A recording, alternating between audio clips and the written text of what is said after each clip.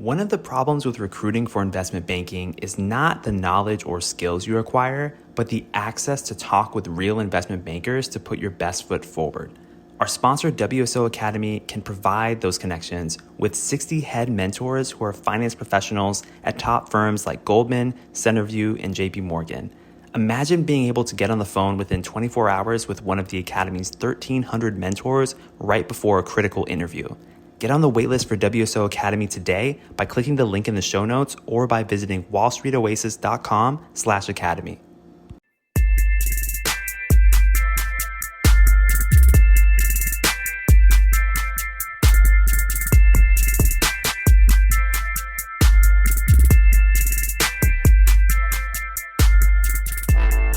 All right. Welcome to Investment Banking Insights. My name is Alex Mason, and I'm your host. And I'm so thrilled that you're here today. We're talking about investment banking. That's what we're doing here on this show, looking at all of the technical and non-technical aspects of the recruiting process so that you're best prepared when you head into your interviews. And that's what we're getting into. And we've been talking about enterprise and equity value. Last episode, we talked about the formula for enterprise value, and I hope you got a lot of value out of that episode. And now we're going to talk about a concept called dilution. Specifically, what are diluted shares? What do we mean when we say diluted?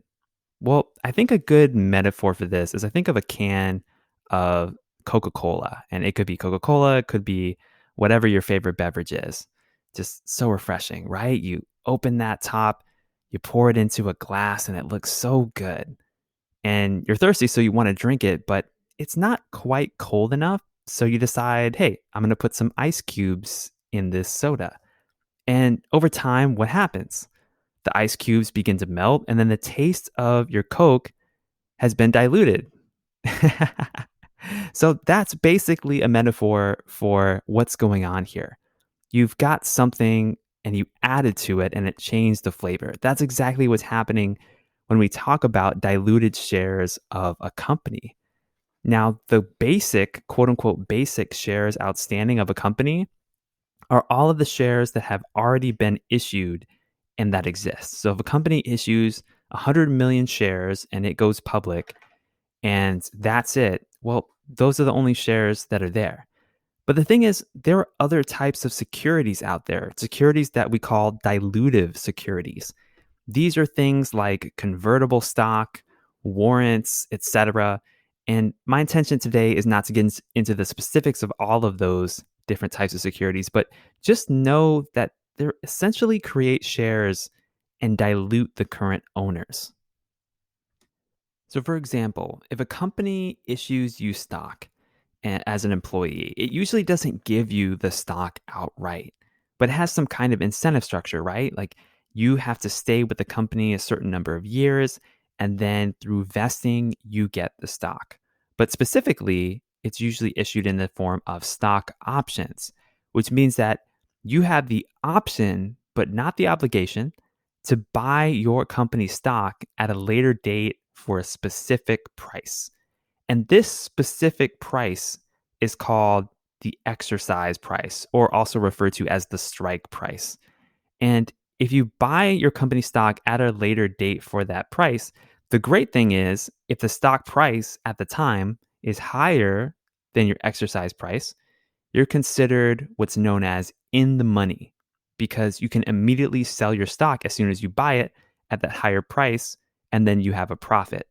So if you have stock options for, say, a $3 exercise price, and you wait a couple of years and now you're able to exercise that option, well, if the stock went up to $10 per share, you could exercise your option, buy the shares at $3 a piece, and then immediately sell at $10 a piece, profiting $7 per share.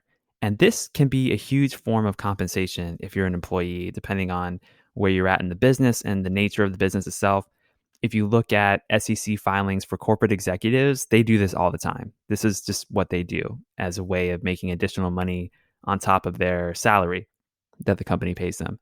So that's basically what a stock option is.